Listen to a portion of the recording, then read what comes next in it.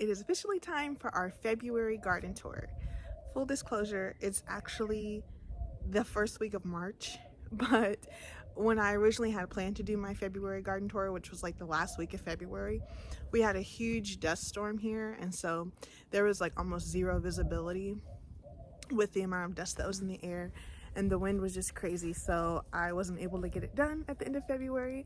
And you guys know I like to wait until the last possible minute.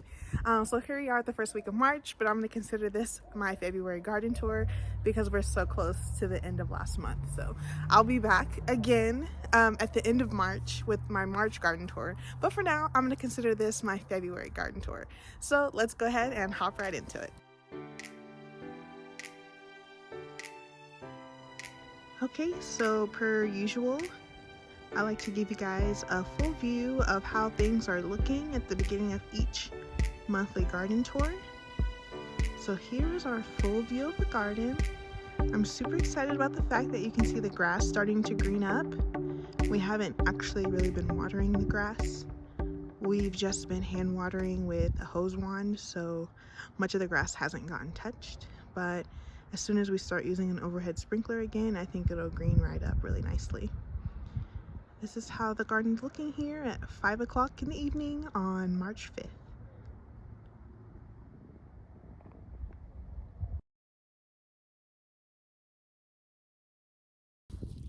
Okay, here on the flower path, you guys can see that the daffodils are getting ready to bloom. We have some that are in the gooseneck phase, which is when their necks start to tilt slightly down, which means they're about to bloom. There's one here that is starting to open up, and I'm just gonna harvest these and bring them inside for a bouquet for our house. In about 2 weeks or so, we'll start back at going to the local farmers markets. So at that point, I'll start harvesting to actually sell flower arrangements at our local markets. We have daffodils here all along the flower path, and then you'll see some on the other side of the garden. And when I eventually get to make a garden tour of our front yard garden, you'll see them there as well. Here on this side, you can see that the mums have started to resprout, so I'm going to cut those down a little bit. And then we have Shasta daisies here on the side as well, and then a few more daffodils towards the back. I still need to cut down my snapdragons before they start blooming. That's something that I'll prioritize for this coming week. I'm going to cut these back so that they can flush for this year. And then as the spring goes along, I'll probably also do some marigolds here along the edge of the flower path like I like to do each year. Okay, and then making our way towards our first arched trellis, we have this raised bed here. I do have daffodils planted there. They're not up yet. And then I have a sedum here which has grown quite a bit over the last few weeks. I'm still trying to figure out what I'm gonna plant around it. Maybe radishes or some type of root vegetable, but it probably won't be for a few more weeks now. And then making our way over here to the other side of the trellis. I think what I'm going to end up planting here is cucumbers. I think I'm going to do cucumbers here and at the edge of that bed because I want to have a lot of cucumbers this year. I wasn't successful in growing many last year, so I definitely want to have a lot more this year. And then we have our peppermint starting to come back, so I need to come through and pull some of these weeds as well as cut down the old peppermint stalks. This is my endless summer hydrangea. You guys should be seeing more of that as the spring progresses. I think I'm going to put that in the ground this year, and I'm going to do that soon because it's just now starting to wake up from dormancy. Okay, let's move right along to that garden bed over there. So this week we planted some collard greens here, and they haven't really experienced any transplant shock. I think the most shocking thing for them is being in the wind all day. So they do have just a little bit of damage from getting a little bit windburn, but I think they're going to bounce back just fine. We mulched it up with our usual mulch of shredded paper, but other than a little bit of windburn, I think they're doing pretty good. And then coming here on the other side, I put this shade cloth up. Well, my husband put this shade cloth up This primarily is for when the sun starts moving. Where it is right now, the shade cloth isn't effective, but when it does start to get more warm, it should help protect those collard greens. We have a few more sedum here, 3 more sedum. It's been really cool to see these come back. This is the second year, I believe, of me having them. Second or third, I have to go back and look. But yeah, each year they just get fuller and fuller, and I'm absolutely loving it. They're a really great filler for cut flowers, and last year I was a little bit nervous to cut all the stems because I just wasn't sure how they would come back if they didn't have any more foliage to rely on. But the ones I left the stems on, I'm not regretting it, but you can see where I left the stem. So this year I'm pretty much going to cut them all the way back. I also have some lemon balm that's coming back right here, and then I think I'm going to end up planting tomatoes here this year, probably a cherry tomato. Okay, and then let's go over to these raised beds that are here on the edge. In this first raised bed are some ranunculus that I wasn't sure were gonna come back, but I went ahead and planted them just to see. I don't know if they'll have time to bloom, because once it gets over a certain temperature, they don't want to bloom anymore. They want to go dormant once it gets too warm. So we'll see if we have enough time. These are best planted in the fall. I just didn't have time to get to it this year. And then that's a snapdragon right there towards the back. I think I'm going to end up growing some leafy greens here. This is one of the first areas of the garden to get shade around 3 o'clock. So I'm going to try to put leafy greens here. And then I may end up using some sort of shade cloth on this bed once it starts to warm up as well. I'm going to do the same thing for this one, planting leafy greens. I've planted leafy greens here in the past and they did well. So right now there's some collard greens that we transplanted this past week, and they're, starting to settle in. Okay, and then right behind me is this raised bed. So about 2 weeks ago, I planted gladiola here. So this whole area that's just mulched up, there's several gladiola there. So I think I may end up planting a pink banana squash over here like we did last year, in one of the corners. But here in the middle is the gladiola, and then we have our Shasta daisies that are starting to green up again, and then we have some carnations back here.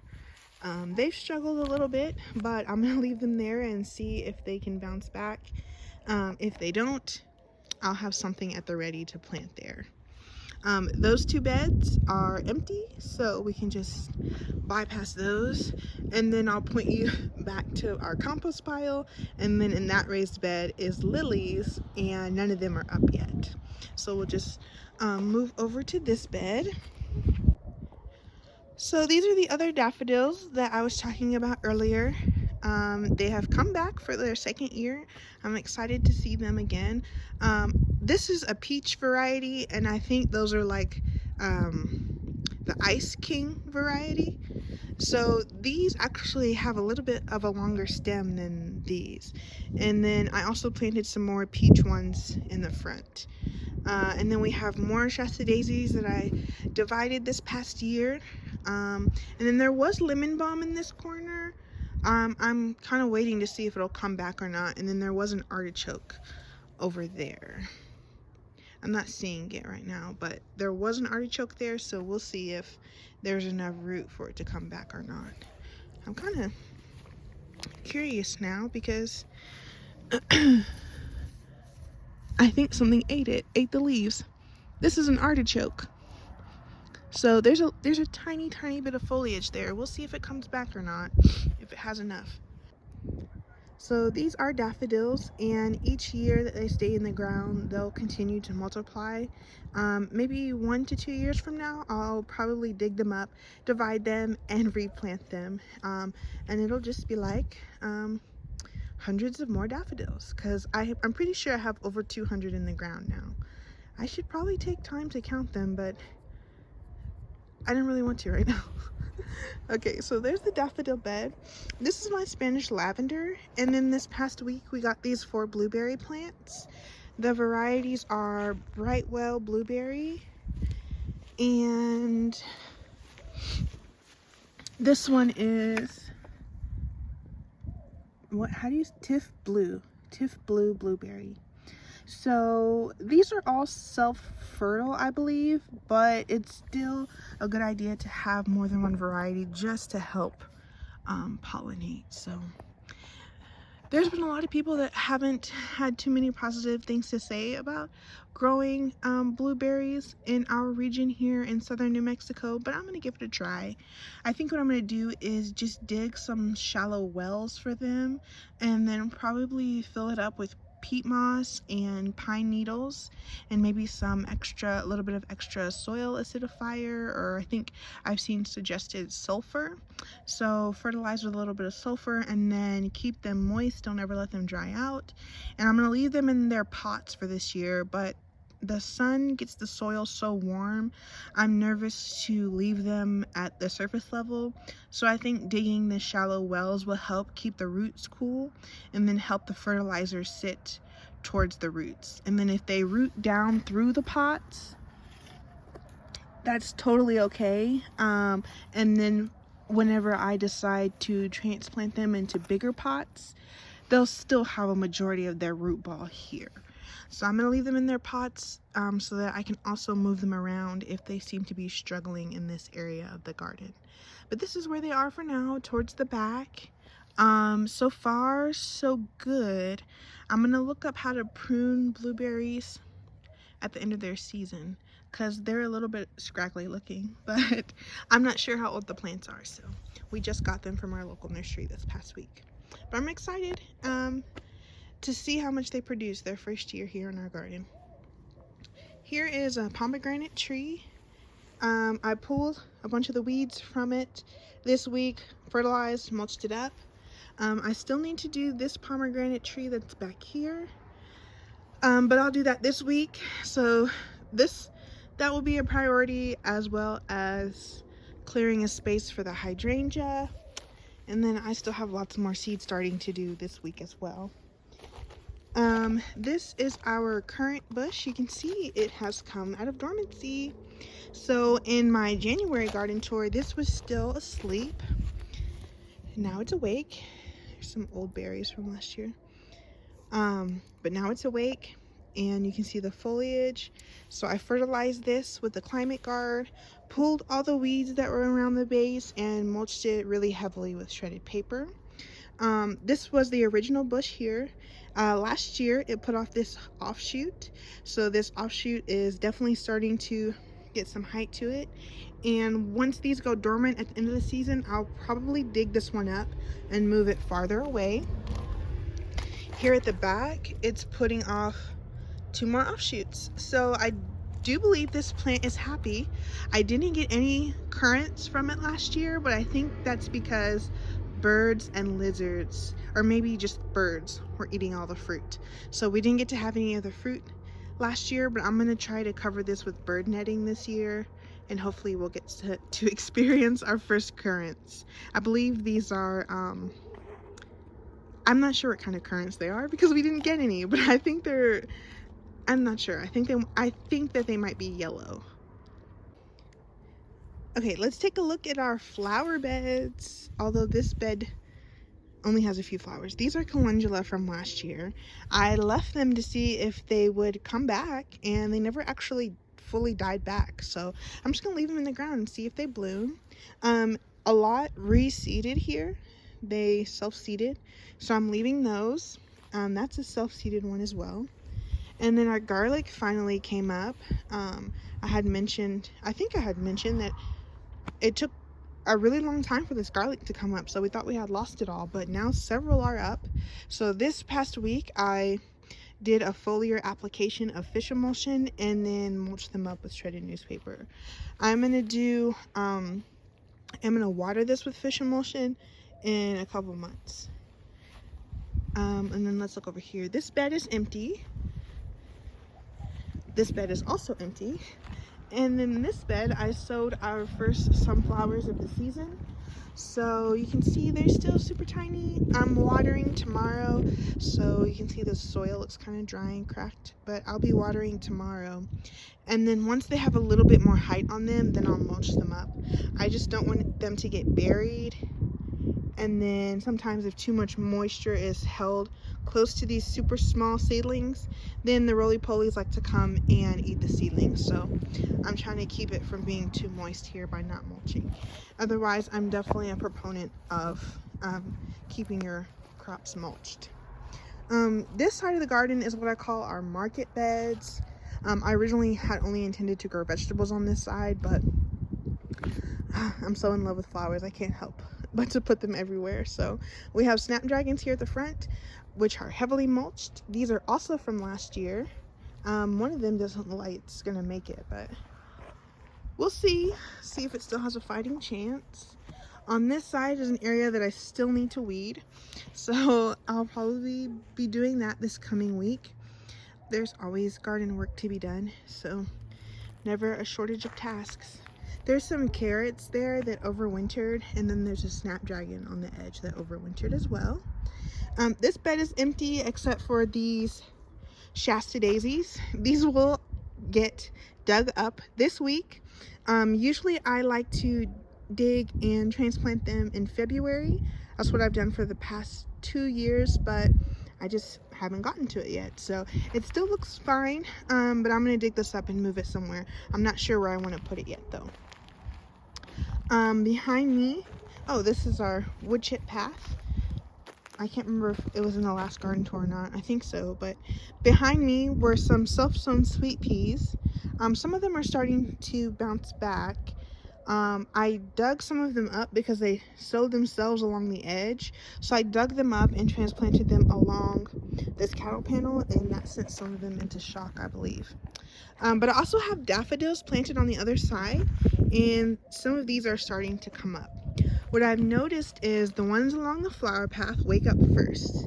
When I originally planted all these first daffodils, these are the ones I planted first, and these are the ones that wake up first, I think. I may have actually planted those first. I have a record on my TikTok, and I think I may have planted those first, and then the ones at the flower path. So they're different varieties, so it makes sense that they would wake up at different times, but I think it's super cool because it gives me multiple successions of daffodils without me having to dig them up and replant them every year. They just wake up at different times. So this will be our first succession. And then those over there, and then the ones in the front yard are just behind these, and then these are starting to wake up, and then I have some in this bed as well that are starting to wake up. So I'm excited to have multiple successions, and I think it'll give us several weeks of flowers.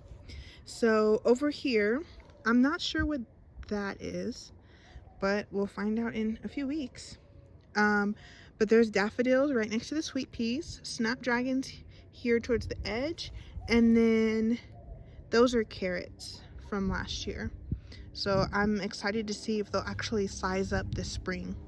This is a succession of garlic that we did probably like 2 months after we planted those, but these actually have more progress than the other ones. We went and bought some seed garlic from the store, so that's the primary difference, is we bought actual seed garlic here, and this was home saved. So yeah, this whole bed is garlic, so we will have an abundance of garlic this year. And then this bed is just kind of a hodgepodge of things. There's daffodils in here, and then snapdragons that need to be cut back, which I plan to do that this upcoming week. I wanted to show you guys over here in this garlic bed. Well, you can't really see it, but there's some self-sown Alamogordo sunset sunflowers. Well, here there's some that sowed themselves in the rocks, so you can see. All I had, the only sunflower I had planted over here was the Alamogordo sunset. This is an Alamogordo sunset seedling. And the reason why I know that is because these seedlings have this really pretty purplish red tip to their leaves, which is like, to me, a unique trait about this seed that I've been saving for the past couple years. So I'm just like super excited about that. But I'll probably be starting some more inside as well from seed that I have. But you can see all these little sunflowers sowed themselves, and they're waking up here. It's still winter technically. So look at all these little sunflower seedlings. I'm probably gonna have to come through and pull these out, but I'm gonna let them go and just see if they'll make it, especially the ones sown in the rocks. So that is how the garden is currently looking. I always crack myself up because I'll wait till the evening to do these garden tours sometimes because the sun can be so harsh in the middle of the day. And sometimes I'll just kind of like start psyching myself out, like, I'm tired, I don't want to go to the garden, I don't know if I have the energy to do this garden tour, I don't want it to be too long, so on and so forth. And then I get out here and I start making these videos about all the things I'm excited about growing, you know, seeing new things starting to come up out of the soil, seeing new plants, new flowers starting to bloom. And then I feel like I could talk about it all day. And before I know it, 30, 40 minutes has passed. And I'm like, oh, I'm losing sunlight. I need to hurry up and wrap this up. So it doesn't cease to amaze me how much when I come out here and I just actually start enjoying the garden, how quickly the time can go by. So if nothing else, take this as your sign that if you haven't started a garden yet, 2023 is your year to start a garden. So get on it. So thanks for sticking around and seeing how things have changed from last month to this month. And until next time, keep learning and keep growing.